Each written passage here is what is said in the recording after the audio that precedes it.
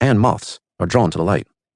In and of themselves, there is nothing inherently wrong with either transactional or hedonistic relationships. They only become problematic when it's not clear what kind of connection we have with each other, and we start mixing and matching the euphoria of peak states and the vulnerability of deep healing. The virtuous relationship is a much rarer and more valuable commitment.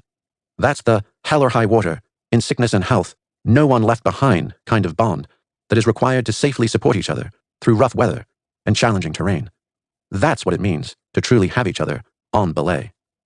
The first step in connectedness, Tyson Yunker Porter explains in his book, Sand Talk, How Indigenous Thinking Can Save the World, is forming pairs, like kinship pairs, with multiple other agents who also pair with others.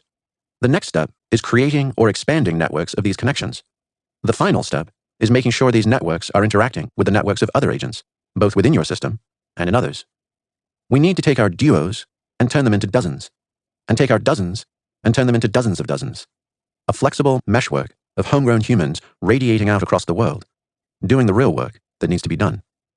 Combining peak experiences and deep healing into powerful connections has a checkered history, though. In fact, we're pretty bad at it.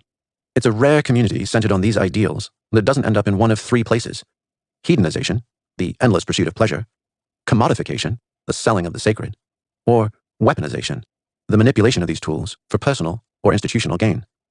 So in part 3, ethical cult building, we're going to tackle the final and possibly hardest problem of all, creating communitas without the cults. If we can pull that off in a way that is truly open source, scalable, and anti-fragile, then we have a chance to bring these broader ideas to the world.